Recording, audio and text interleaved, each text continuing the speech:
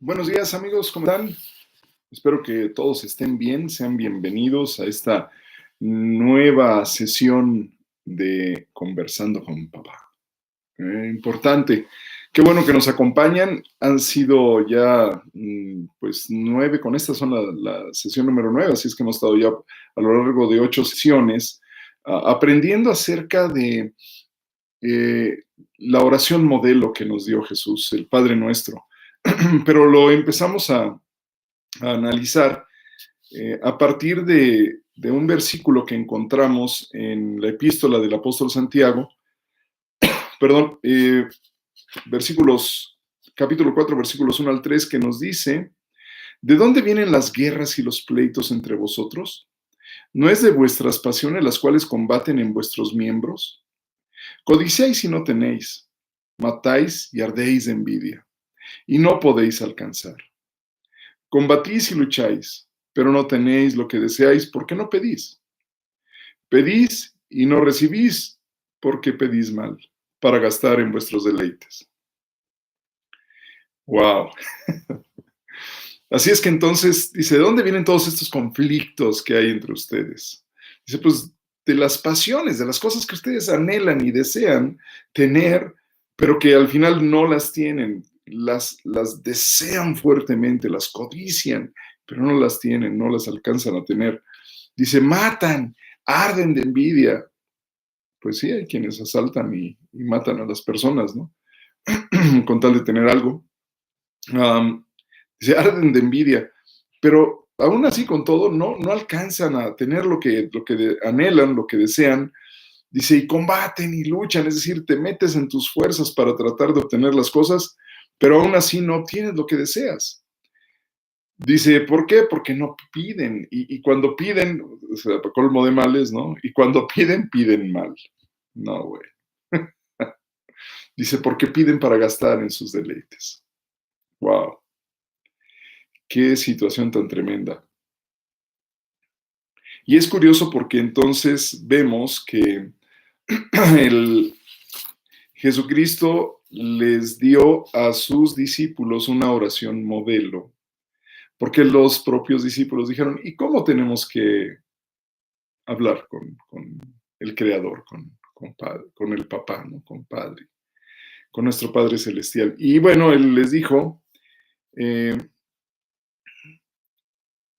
les dijo a sus discípulos: bueno, cuando quieran conversar con Papá, lo van a hacer así, ¿no? Y esto lo encontramos tiene varias menciones en los, perdón, en los evangelios. Disculpen, es que traigo aquí algo, como dicen, algo atorado en la garganta. Este, oh, dice en el Evangelio de Mateo, capítulo 6, versículos 9 al 12, digo al 13, perdón, dice: vosotros pues oraréis así: Padre nuestro que estás en los cielos, santificado sea tu nombre, venga tu reino, hágase tu voluntad como en el cielo, así también en la tierra. El pan nuestro de cada día, dánoslo hoy, perdónanos nuestras ofensas,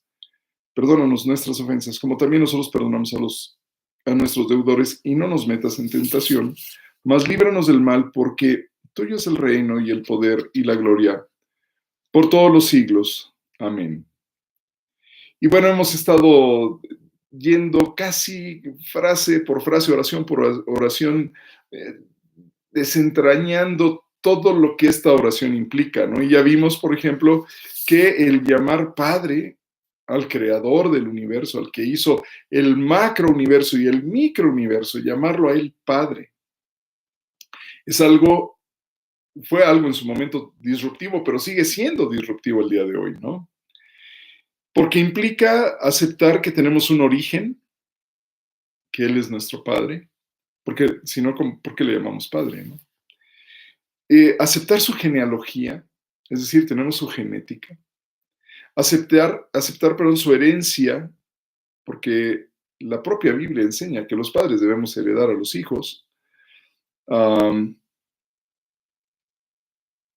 Tenemos una identidad, también es otro de los puntos que hemos ya tocado. Tenemos una identidad eh, porque somos del linaje de Dios, ¿no? tenemos que aceptar su educación y su formación moral y ética, porque ese es uno de los principales papeles de los padres, ¿no? Dar formación y educación a nuestros hijos. Adicionalmente, el aceptar esta condición de hijos nos hace hermanos de Jesucristo, y Jesucristo no se avergüenza de llamarnos sus hermanos, a pesar de cómo somos. Increíble. También otro punto es que si somos coherederos con Cristo, ya no tenemos que seguir siendo esclavos del temor. Tenemos vida eterna. Nuestro Padre nos ha obsequiado con esa vida eterna. Adicionalmente, tengo la gran oportunidad de ser guiado por el Espíritu. Y bueno, yo sé que habré de enfrentar luchas, pero el fruto final es que yo sea perfeccionado. Después continuamos con la frase o con la oración que estás en los cielos y les decía que esto apunta a la dirección de la casa familiar. Y no nada más allá, sino apunta a la verdadera ciudadanía, porque donde está la casa paterna o donde está la casa de nuestros padres, ahí está normalmente digo, ahí es donde está nuestra ciudadanía. Claro, yo sé, aquí en la tierra hay gente que pues nació mexicano, se movió a Canadá y sus papás viven allá, pero todos habían nacido aquí en México. Pero al final terminan por adoptar esa ciudadanía. Así es que la ciudadanía tuya no está aquí en la tierra, está en el cielo, ¿no? Porque es donde está la casa de papá. Otra cosa también que estuvimos viendo es que también apunta hacia dónde llamar, ¿no? Es la larga distancia al cielo para hablar con Dios y hola, ¿no? Pero también apunta que si Él está en los cielos, Él tiene una posición mucho más alta y tiene el total de la perspectiva completa no solo de nuestra vida, de la vida de todos los seres humanos y el destino del planeta, del destino del propio universo, ¿no? Y así entonces concluimos que Dios está mirando siempre hacia lo inmediato, mientras que nosotros vemos lo inmediato. Y por eso de repente perdemos la visión a futuro. Hemos crecido con una idea relativamente acertada, por ponerlo así. El presente es el único día que tengo para vivir y entonces tengo que disfrutarlo al máximo. Eso es verdad. Pero es una verdad a la mitad. Porque también tienes una vida eterna. A partir de que termina esta vida, si el día de hoy Dios decidiera tomar mi espíritu, llevarlo al cielo, terminaría mi vida en esta tierra, pero continuaría en el cielo. Por eso, ojo con esa parte de que este es el único día que tengo. Sí, es verdad, este es el único día que tienes para vivir. No puedes estarle agregando, y Jesús lo decía, no puedes estarle agregando a este día los afanes de los días que van a venir. Este es el día que tienes y que Dios lo hizo para que tú lo vivas, para que tú en agradecimiento estés en contacto con Él, le alabes, tengas comunión. ¿Se acuerdan que hablábamos de koinonía, una cena romántica? Que estés pegado a papá, que estés hablando con Él, que estés conversando con Él. Sí, es cierto, temporalmente es esto, pero tu mirada debe estar puesta en una realidad mayor, en una verdad todavía aún superior a esta. Y esa verdad o realidad mayor es que tú tienes eternidad.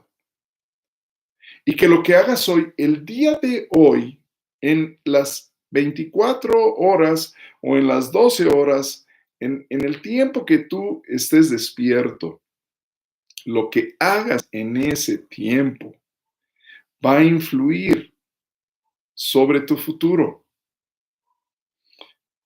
Así es que no le agregues más ansiedad a lo que ya de por sí te resulta de alguna manera estresante, como dicen, sino que te enfoques en algo que es totalmente, totalmente cierto, verdadero. ¿Qué es eso? Que tienes eternidad. Entonces, lo que hagas, hazlo con visión de eternidad. No le agregues más angustia, simplemente enfócate en ser obediente a la palabra de Dios, en vivir de acuerdo a la palabra de Dios. Eso te va a traer paz. Porque de otra manera entonces estarás agregando angustias innecesarias. Eso lo vamos a ver más adelante cuando entremos a la parte de el pan nuestro de cada día, dánoslo hoy. O danos hoy nuestro pan de cada día, como quieran verlo. Ok, la oración tiene una siguiente oración que dice, santificado sea tu nombre. Y vimos que santificar es hacer santo, ¿no? Es dar santidad. Pero decíamos, el nombre de Dios ya es santo, porque es de Dios que Dios es santo. Él dice, yo soy santo. Y así como yo soy santo, ustedes tienen que ser santos. Es decir, apartados del pecado, de las fallas. Dios es perfecto, no hay falla en él. Así es que entonces, decíamos que el tema de santificar es darle el más alto trato de respeto al nombre de Dios. Decíamos que los judíos le daban tal trato respetuoso, era tan alto el trato respetuoso que le daban al nombre de Dios que llegaron a dejar de pronunciarlo.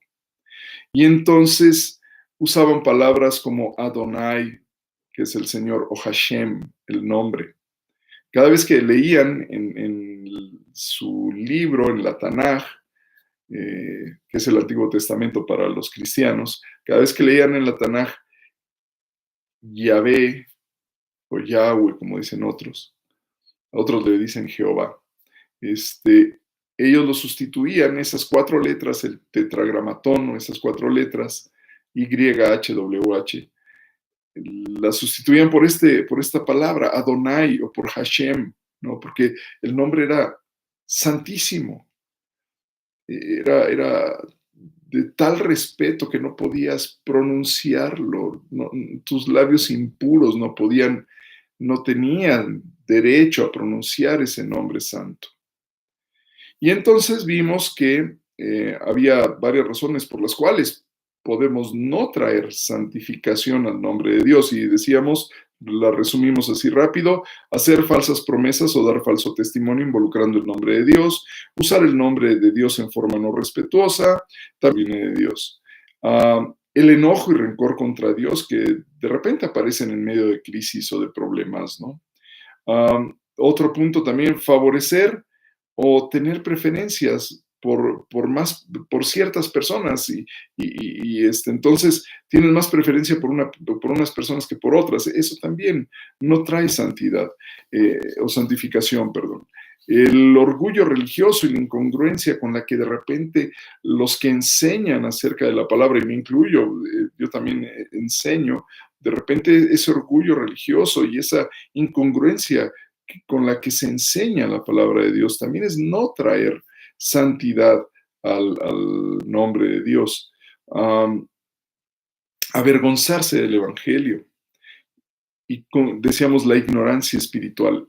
Esas 8 formas, hay muchas más, pero solo esas 8 nada más como base, son formas de no traer santificación al nombre de nuestro Padre Celestial. ¿Y qué teníamos que hacer entonces? Bueno, primero dejar de hacer promesas y juramentos a Dios o en nombre de Dios, y también dejar de usar su nombre de forma irrespetuosa. Hablábamos de que también tenemos que ser humildes y reconocer que todo lo que tenemos proviene de Dios. Otro punto también importante con el cual santificamos el nombre de Dios es alabar a Dios, sea cual sea la circunstancia, orar a Dios pidiendo a Él y agradeciendo la circunstancia por la que estamos pasando, porque algo Dios nos está permitiendo aprender con eso. Hay gente que no le gusta pasar por problemas, por crisis. Dicen, no, no es agradable. ¿Por qué Dios nos hace sufrir? Hey, ojo, ojo, que la propia Biblia dice que a través del sufrimiento, Jesucristo, Hijo de Dios, fue perfeccionado. Porque cuando viene crisis, cuando vienen esas tensiones, es cuando volteas a ver a Dios.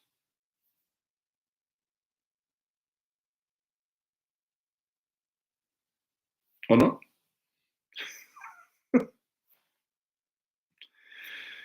Somos tan autosuficientes, mis amigos, que si no vinieran esos momentos de dificultad, no voltearíamos al cielo. No llamaríamos a la casa paterna. No tendríamos conversaciones con papá. Y es por eso que de repente, pues para llamar la atención y decir, hey, hijo, aquí estoy, y estoy listo para ayudarte. Bueno, son llamadas de atención que tal vez hemos dejado de mirar hacia la casa del Padre. Y yo creo que vivimos hoy día circunstancias difíciles, no por Dios.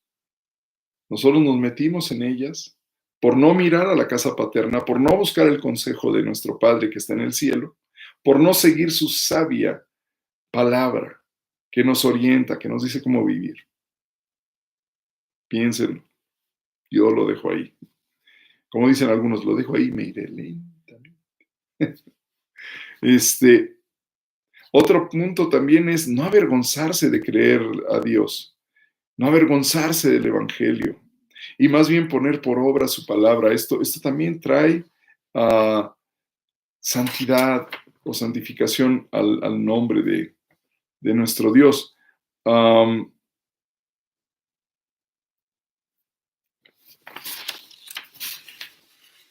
También otro de los puntos importantes es ser ejemplo de lo que se enseña. Ser ejemplo de lo que se enseña es fundamental para traer santificación al nombre de Dios. Es vergonzoso, en verdad. Para mí es vergonzoso ver cómo hombres que se asumen como varones y siervos de Dios, dicen ellos,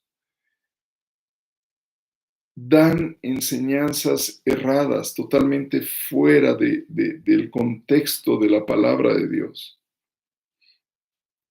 Dan enseñanzas tan lejanas que pierden, hacen que el pueblo de Dios se extravíe.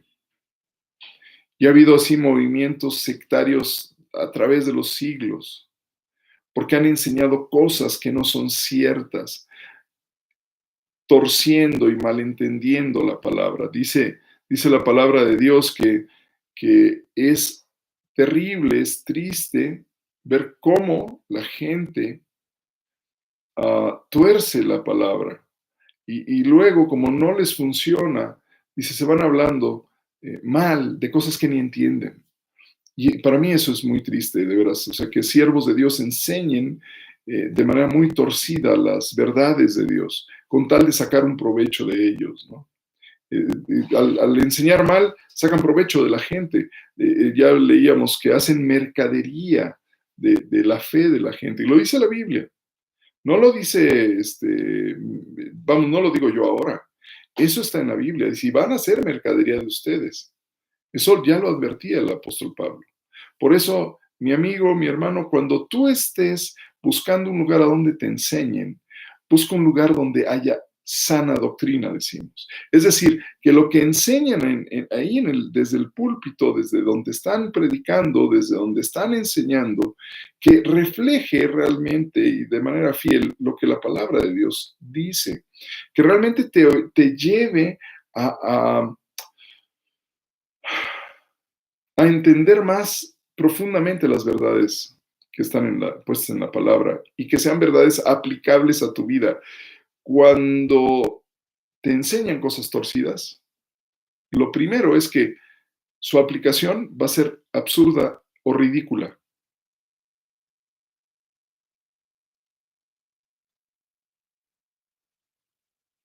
para tu vida.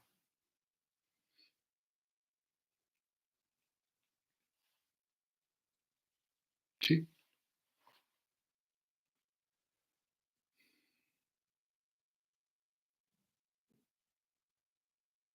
Hay cosas que se enseñan que son totalmente fuera de lógica.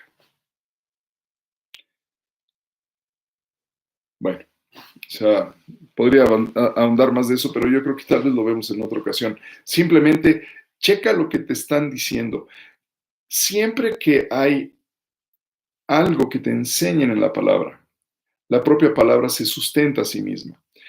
No hay doctrina sana cuando lo que se hace es extraer porciones de la palabra de Dios para, con base en ello, construir enseñanzas. Cuando alguien te enseña algo y te da un versículo, este versículo tiene que estar soportado, primero por el contexto en el que está puesto ese versículo, segundo por otros versículos que apoyan esa idea. Si no, entonces no es una doctrina sana. ¿Ok? Yo lo pongo así rápido. Um, También otro punto importante es no hacer acepción de personas. Si queremos traer santidad al nombre de Dios, no hagamos acepción de personas. Para Dios todas las personas son iguales, son importantes. Hombre y mujer somos iguales, somos idénticos. Para Dios el hombre no es más, la mujer no es más. Somos iguales delante de los ojos de Dios. Es decir, el piso, como decía un pastor a quien quiero mucho, Raúl Garduño, dice, el piso es parejo para todos, al pie de la cruz. Nadie está más arriba ni más abajo.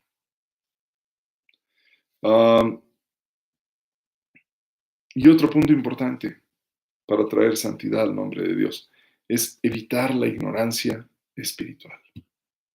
¿Sí? No hables suponiendo que sabes lo que no sabes. Mejor métete a estudiar la palabra. Y bien estudiadita, bien meditada, bien comparada con diferentes comentaristas, con diccionarios, con manuales. Hay mucho material hoy día para poder estudiar y tener un buen entendimiento de la palabra de Dios. Debes tener varias versiones de la palabra, ya gracias a Dios hay versiones en electrónico que te permiten leer diferentes traducciones y versiones.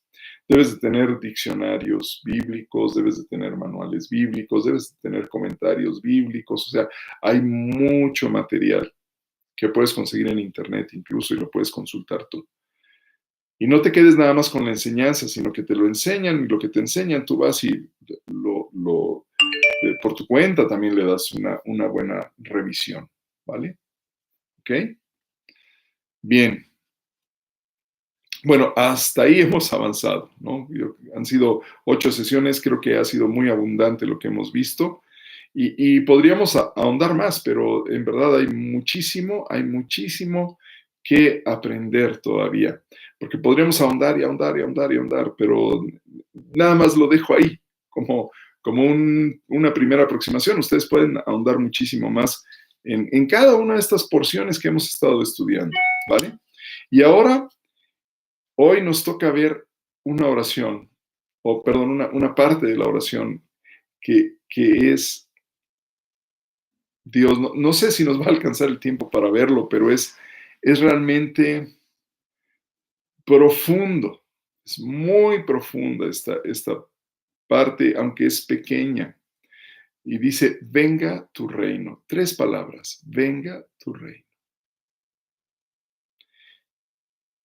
Yo creo que me podría pasar la vida entera nada más estudiando estas 3 palabras, venga tu reino, lo que implica venga tu reino.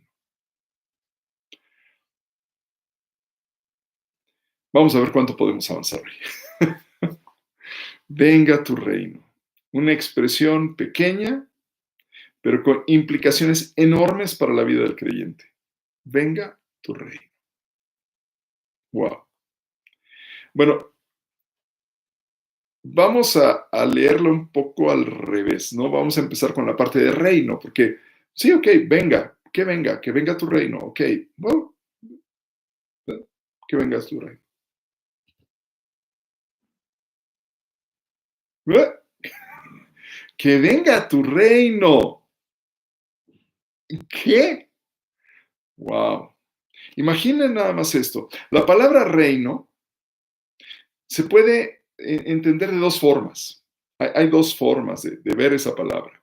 Primero, eh, y además estas dos ideas son mutuamente incluyentes, no son excluyentes, son mutuamente incluyentes, ¿ok?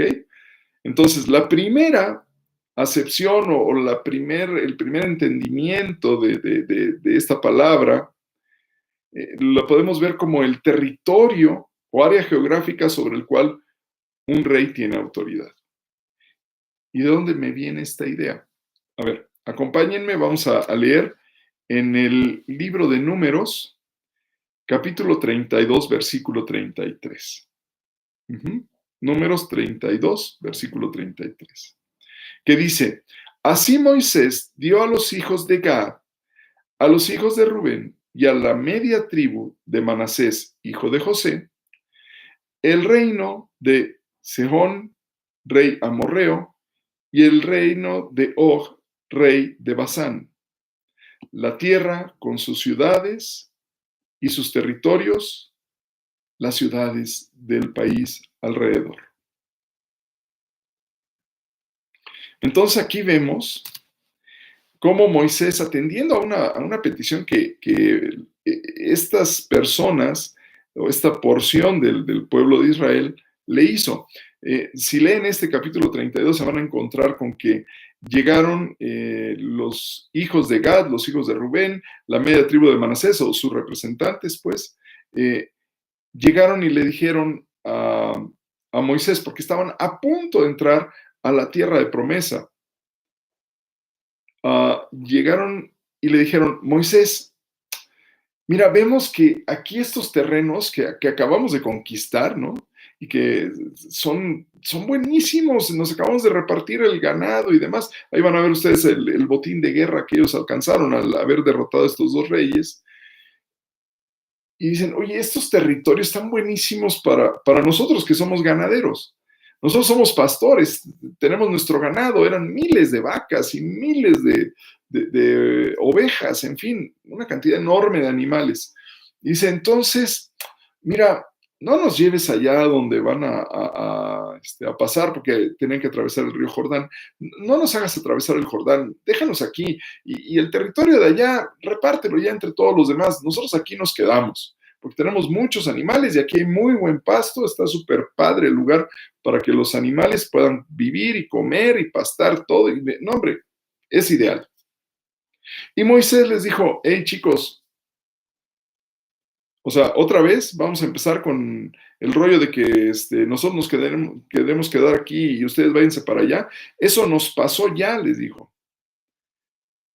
Ustedes con esa decisión y esa actitud lo que van a hacer es desanimar al pueblo.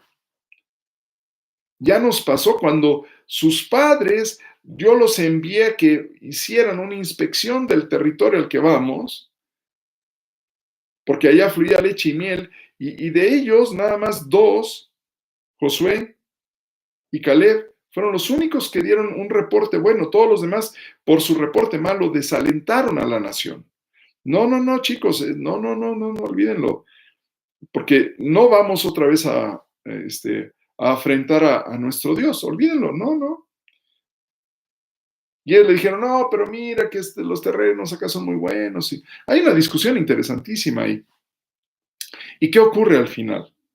Que llegan a un acuerdo y dicen, ok, les dijo Moisés, está bien, les vamos a dar esos territorios y lo que les correspondía a ustedes allá pasando el Jordán, eso lo vamos a repartir entre el resto del pueblo. Les damos entonces estos territorios, pero con la condición y el compromiso de que ustedes se van a quedar con esos terrenos aquí, pero ustedes, los varones, nos van a acompañar a pelear la batalla y a liberar ese territorio, porque hay que recordar, el territorio a donde iban era el territorio que Dios le había dado a Abraham. Abraham tuvo por hijo a Isaac, después de Isaac nació um, Jacob, ¿no? Y Jacob, Dios le cambia el nombre por Israel, en fin, toda la historia. Después, el pueblo de Israel, es decir, los descendientes de Jacob, por ponerlo así, terminan yendo a Egipto y quedan cautivos allá. Si bien fueron para liberarse, o librarse más bien, perdón, para librarse de una sequía y una mortandad terrible que había en ese territorio, mientras que en Egipto había comida, pues fueron allá. De hecho, uno de los hijos de Israel estaba gobernando en Egipto. Imagínense, interesante. Bueno, tienen que leer esa historia, es buenísima. Cómo Dios te mueve para llevarte a dar bendición. Pero el problema es que ellos se quedaron allá. No regresaron al lugar de origen. Y a veces sí, Dios te mueve a un lugar, te bendice y después te mueve a otro. O tú, una vez ya recibida la bendición y todo, tienes que consultar con Dios para regresar. Ellos no consultaron, ellos ya se quedaron allá viendo como dicen, las sandías, los melones, las cebollas, dicen algunos, ¿no? Estaban felices y se quedaron esclavos. Ojo, de repente nos acostumbramos eh, a cierto nivel o cierto estatus de vida que Dios nos da, pero ya no buscamos más de Dios y más bien buscamos más del estatus que Dios nos ha dado. ¿Les fue bien? ¿Les dieron un territorio en Egipto? Totalmente. Pero al final terminaron siendo esclavos. Y ojo con eso, ¿eh? Yo sé que hay gente que Dios le prospera mucho y después esos hombres se vuelven esclavos de esa prosperidad. Y eso es triste. Porque Dios, cuando te prospera en algo, no es para que te quedes esclavo de ese algo. Dios te prospera para que sigas avanzando y aprendas a dar y aprendas a preocuparte por los demás y seas perfeccionado. Pero hay gente que se vuelve esclava de esa condición de bendición. Ojo, cuando Dios te bendice, no es para tu beneficio nada más, sino es para que compartas con otros, que aprendas a dar. Tú que me estás escuchando, que tienes talento para hacer negocios, no te quedes con lo que Dios te da. Reparte, da, sé liberal en esa parte. Ok, perdón, no me quiero perder eso. Estábamos entonces retomando la historia de Israel. Al final se quedaron 400 años esclavos y finalmente salen de ahí. Moisés es enviado por Dios para sacar al pueblo. Moisés había crecido, de hecho, en Egipto, pero como mató a un egipcio, después huyó para que no lo mataran a él, y regresa a la edad de 80 años. Y saca al pueblo de Israel, y en un trayecto que les iba a tomar unos días, se volvieron 40 años en el desierto, porque no creyeron a Dios y no le creyeron esa capacidad y ese poder que Dios tenía para llevarlos a retomar el territorio que era de ellos, que originalmente Dios se lo dio a Abraham. Pero bueno, en ese momento ya cuando van de regreso y van a entrar a ese territorio, tenían que atravesar el río Jordán para llegar a la llanura donde originalmente había habitado Abraham. Antes de entrar, estos jóvenes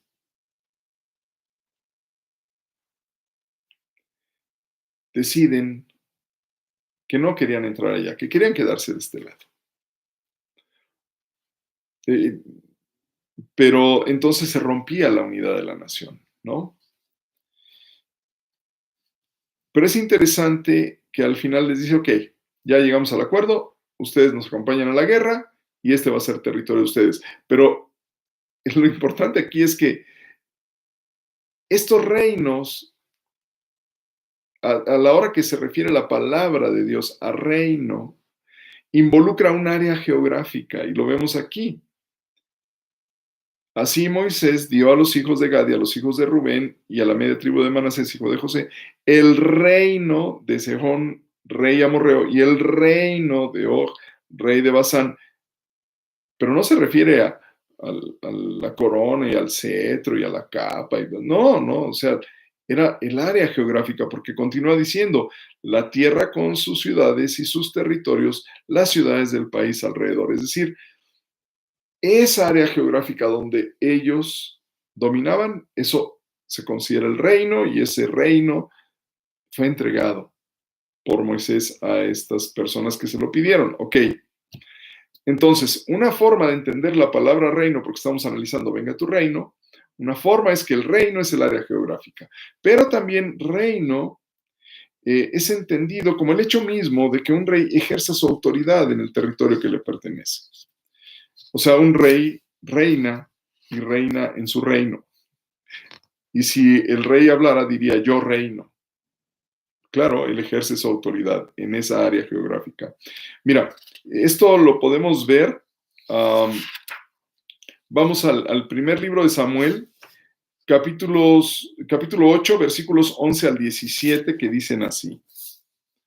Dijo pues, así hará el rey que reinará sobre vosotros, tomará a vuestros hijos y los pondrá en sus carros y en su gente de a caballo, para que corran delante de su carro, y nombrará para sí jefes de miles y jefes de cincuentenas. Los pondrá a sí mismo a que aren sus campos y cieguen sus mieses, y a que hagan sus armas de guerra y los pertrechos de sus carros. Tomará también a vuestras hijas para que sean perfumadoras, cocineras y amasadoras. Asimismo tomará lo mejor de vuestras tierras, de vuestras viñas y de vuestros olivares, y los dará a sus siervos. Diezmará vuestro grano y vuestras viñas, para dar a sus oficiales y a sus siervos. Tomará a vuestros siervos y vuestras siervas, vuestros mejores jóvenes y vuestros asnos, y con ellos hará sus obras.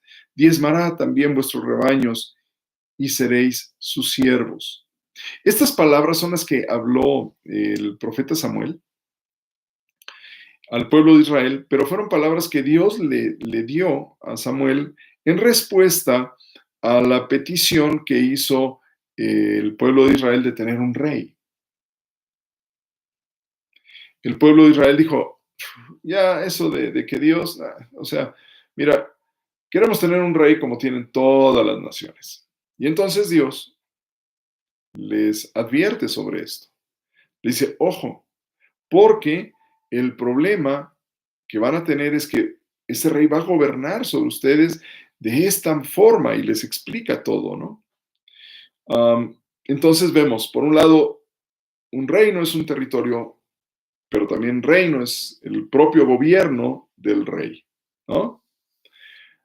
Ahora, retomando el tema que nos toca hoy de venga tu reino, si vemos, estamos orando al Padre, porque empezamos, Padre nuestro que estás en el cielo, o que estás en los cielos, no en el cielo, en los cielos. Santificado sea tu nombre, venga tu reino. ¿Qué estamos diciendo por implicación? Estamos reconociendo que nuestro Padre Celestial es un rey, ¿sí? Es decir, inferimos que nuestro Padre lo reconocemos, perdón, como un rey, y obviamente ese rey tiene un reino, o por lo menos debería de tenerlo, ¿no? Miren, vamos a Éxodo 19, versículos 6 al 8. Y esto es una porción impresionante de la Escritura que dice, y vosotros me seréis un reino. ¿Qué dijo? Y vosotros me seréis un reino de sacerdotes y gente santa. Wow. estas son las palabras que dirás a los hijos de Israel. Entonces vino Moisés y llamó a los ancianos del pueblo y expuso en presencia de ellos todas estas palabras que el Señor Dios le había mandado. Y todo el pueblo respondió aún y dijeron, todo lo que Yahvé, Jehová, el Señor Dios, ha dicho, haremos. Y Moisés refirió a Yahvé las palabras del pueblo. ¡Wow! Y vosotros me seréis un reino de sacerdotes y gente santa. Estas son las palabras que dirás a los hijos de Israel. Imagínense nada más. Esta porción de la escritura es interesantísima, porque si van ustedes a leer ese capítulo, se van a topar con que, por un lado, marca el momento histórico en el que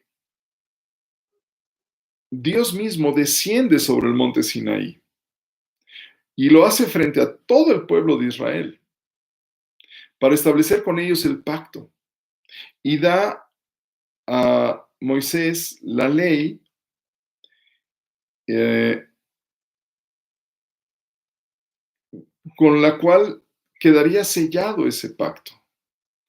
Al aceptar ellos que Dios fuera su rey, porque por implicación también lo vemos, y vosotros me seréis un reino de sacerdotes y gente santa, esto es, yo voy a ser el rey de ese reino, ¿no? La gente lo aceptó, dijeron, haremos lo que, como Yahvé ha dicho, eso es lo que vamos a hacer. Y entonces Dios le da la ley a Moisés, porque esa era la constitución, por decirlo así, de ese reino de sacerdotes y gente santa, ¿no? Entonces, por un lado es interesante porque esta porción de la escritura nos lleva a ese momento histórico en donde el ser humano, o por lo menos una porción de los seres humanos, aceptamos a Dios como el rey. Uh-huh. Aceptamos que gobernara sobre nosotros.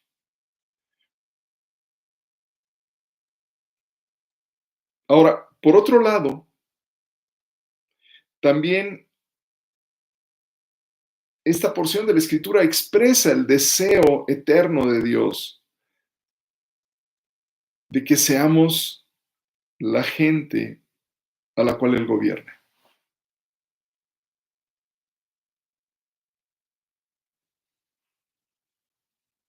No estoy inventando. Algunos dicen, chale, carnal, ya, ahora sí que eso no es sana doctrina. Ah, ¿no? Mira, veamos. Para que veas que sí es sana doctrina. O que por lo menos procuro que se enseñe lo más sano que se pueda.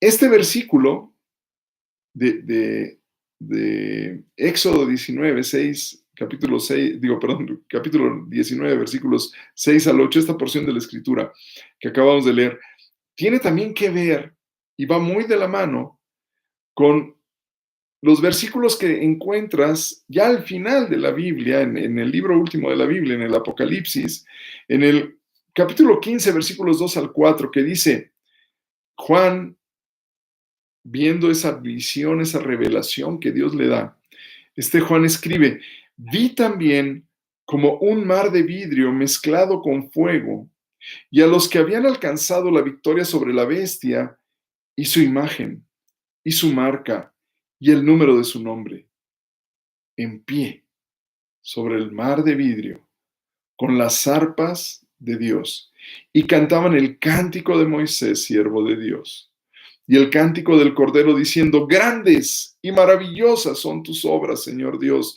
Todopoderoso, justos y verdaderos son tus caminos, Rey de los santos.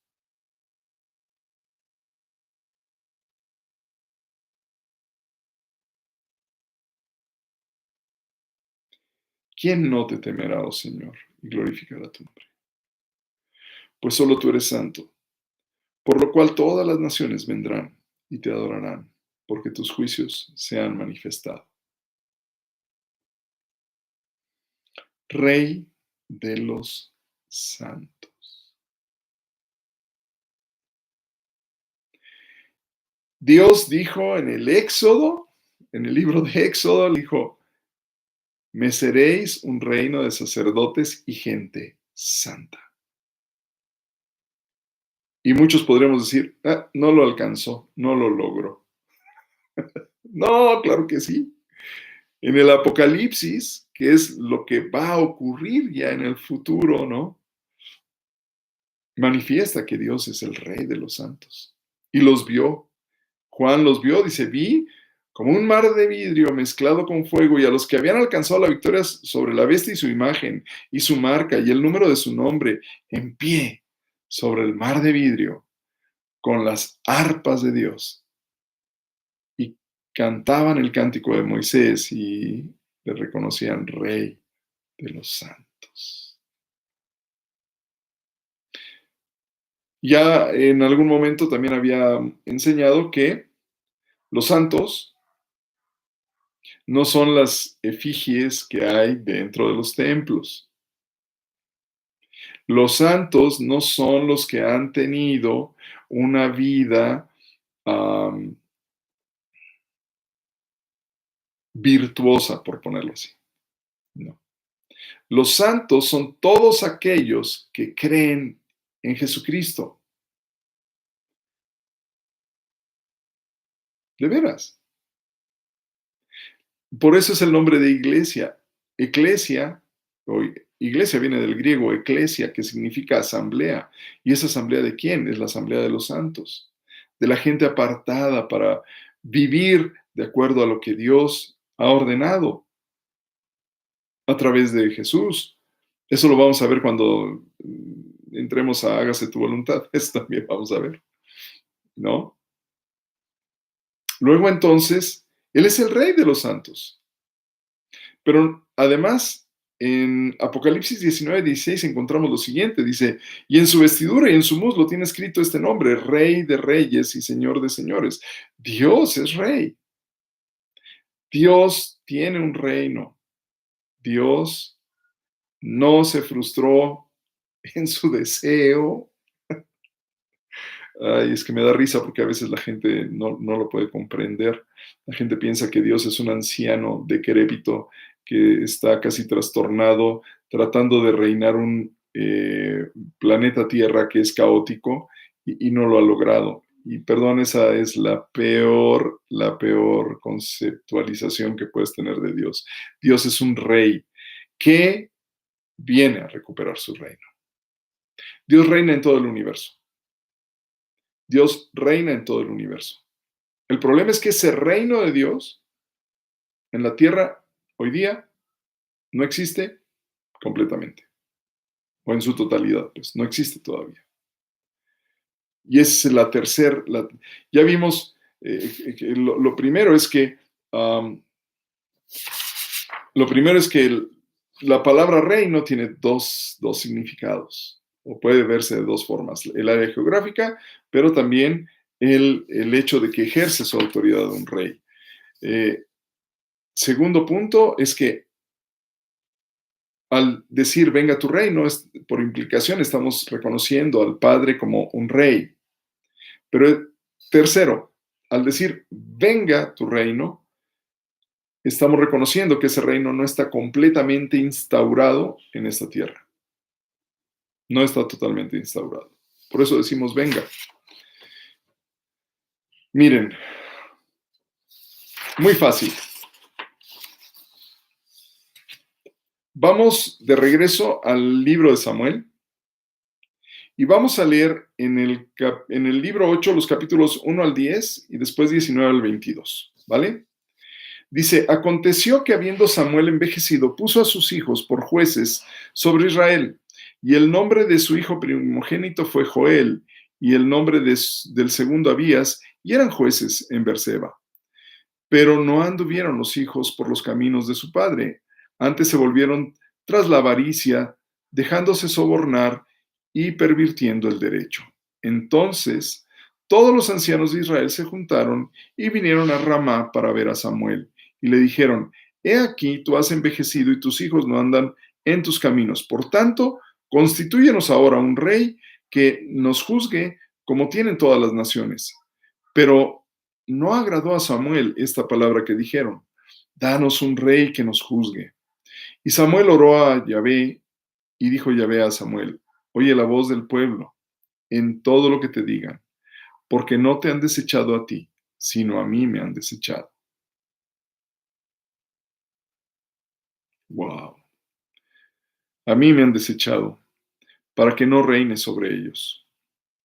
Conforme a todas las obras que han hecho desde el día que los saqué de Egipto hasta hoy, dejándome a mí y sirviendo a otros dioses ajenos, así hacen también contigo. Ahora pues, oye su voz, mas protesta solemnemente contra ellos y muéstrales cómo les tratará el rey que reinará sobre ellos. Y refirió Samuel todas las palabras de Yahvé al pueblo que le había pedido rey. Y ya esas fueron las primeras que leímos, ¿no? Que iba a tener una autoridad sobre ellos, los iba a explotar, en fin. Dice, pero el pueblo no quiso oír la voz de Samuel y dijo: no, sino que habrá rey sobre nosotros, y nosotros seremos también como todas las naciones, y nuestro rey nos gobernará, y saldrá delante de nosotros, y hará nuestras guerras. Wow. Y oyó Samuel todas las palabras del pueblo, y las refirió en oídos de Yahvé. Y Yahvé dijo a Samuel: oye su voz, y pon rey sobre ellos. Entonces dijo Samuel a los varones de Israel: idos cada uno a vuestra casa. Impresionante, porque en esta porción de la escritura se marca un hito en la historia de la nación israelita. Ellos desecharon el gobierno de Dios, desecharon a su rey, al rey que los había sacado de Egipto mediante señales y milagros impresionantes. Los llevó de regreso incluso a su lugar de origen, y les dio victoria tras victoria, derrotando a fuerzas militares mucho más grandes que las del pueblo de Israel, pero aún así las derrotaron, y aún con todo eso, desecharon a este rey. Ahora bien, Dios, importante, Dios, con todo, no los desechó, y ha seguido cuidando de ellos hasta el día de hoy, y eso lo vemos. Y obviamente también nos cuida a nosotros, porque somos el rey, perdón, somos el reino de Israel espiritual, somos ese pueblo espiritual que Dios ha adoptado, somos sus hijos, bendito sea su nombre. Um, pero el pueblo de Israel llegó incluso al punto de adoptar otros dioses, los dioses de las otras culturas que estaban alrededor de ellos. Pero todo esto les ha llevado a sufrir consecuencias tremendas. Estuvieron cautivos en Asiria, estuvieron cautivos en Babilonia, y al momento de rechazar a este rey, al momento de rechazar su reino, los seres humanos, digo, esta fue una de tantas ocasiones en las que los seres humanos decidimos que no lo necesitábamos a él, no necesitábamos su reino. Entramos de principio con Adán y Eva, que no obedeciendo a Dios, decidieron obedecer al diablo. Luego, con todo y la ley que les dio para que tuvieran una buena vida y demás a los israelitas, ellos le dan la espalda a Dios. Entonces, vemos cómo una y otra vez el ser humano decide desechar el reino de Dios, decide desechar el gobierno de Dios en su vida. Hoy día no es tan diferente, estamos así, estamos en problemados porque hemos desechado a Dios, hemos desechado su gobierno, hemos desechado su reino, ¿no? De hecho, Jesucristo, cuando Él vino, y poco antes de ir a la cruz, al estar con Poncio Pilatos le dijo: ¿y acaso tú eres tú un rey? Y respondió Jesús, eso lo vemos en el Evangelio de Juan, capítulo 18, versículo 36, respondió Jesús: mi reino no es de este mundo. Si mi reino fuera de este mundo, mis servidores pelearían para que yo no fuera entregado a los judíos, pero mi reino no es de aquí. Bueno, entonces su reino no es de aquí. Su reino obviamente todavía no está aquí. Pero entonces el mundo está viviendo bajo qué reino y con qué autoridad. Fíjate lo que dice en el Evangelio de Lucas, el capítulo 4, versículos 1 y 2, 5 y 7, de 5 al 7, perdón, que dice así: Jesús, lleno del Espíritu Santo, volvió al Jordán y fue llevado por el Espíritu al desierto por 40 días y era tentado por el diablo. Y le llevó el diablo a un alto monte y le mostró en un momento todos los reinos de la tierra y le dijo el diablo: a ti te daré esta potestad y la gloria de ellos, porque a mí me ha sido entregada. Y a quien quiero la doy. Si tú postrado me adorares, todos serán tuyos. Wow. La situación es así. El reino de Dios no está en la tierra. Por eso decimos, venga tu reino. Y no hemos terminado, todavía hay más, pero ya el tiempo está por vencer. Entonces vamos a tener que parar por aquí. Pero quiero dejarles esta reflexión. El reino de Dios no está en la tierra.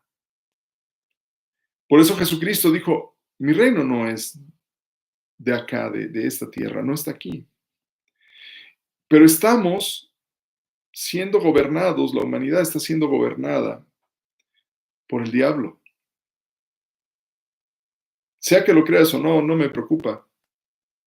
Porque hay quienes dicen el diablo no existe. Bueno, el diablo es el mentiroso más grande y el engañador más grande. Y te va a tratar de engañar a ti, o a ti, mi amigo, para que creas que él no existe. Y la realidad es otra. El tío existe y está gobernando la tierra. Por eso hay tanta maldad en la tierra. Por eso hay tal perversión en muchos seres humanos. Por eso hay tal ambición por cosas. Solo aquellos que han hecho a Jesucristo su Señor, su Rey, solo ellos son los que lo tienen gobernando sus vidas. A Jesucristo, pues. Si tú no has hecho a Jesucristo tu Señor y tu Rey, perdón que te lo diga, pero entonces estás del otro lado. Y lo que gobierna tu vida y lo que te está llevando a donde te está llevando, a esa insatisfacción, a ese vacío, a ese temor, a esa ansiedad, es el mismísimo diablo, porque él es el que está gobernando tu vida, es el que está gobernando tu realidad y es el que está orillándote a tener esa serie de emociones que te conducen incluso a pensar a veces en el suicidio.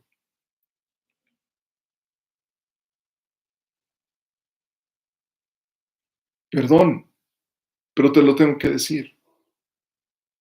Piénsalo nada más. Jesucristo te lleva a tener paz.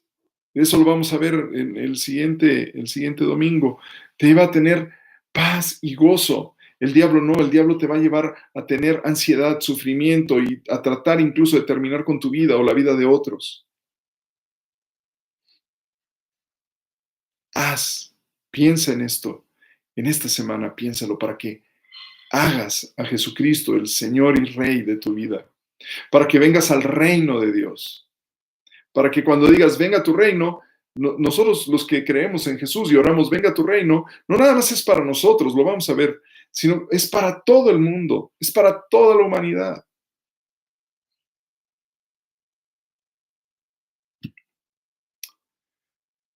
Bueno, aquí paramos, piénsalo. Si no has hecho a Jesús tu Señor, es tiempo tal vez de que ores a Él y digas, te necesito. Necesito que gobiernes mi vida y te la entrego en el nombre de Cristo. Padre, ven y gobierna. Te doy mi corazón. ¿Vale? Amigos, los dejo aquí. Me hubiera gustado que avanzáramos, pero les digo que tiene muchos puntos que tenemos que analizar, ¿vale? Que Dios me les guarde, que Dios me les cuide mucho en esta semana. Cuídense de ese coronavirus y nos vemos. Chao, chao.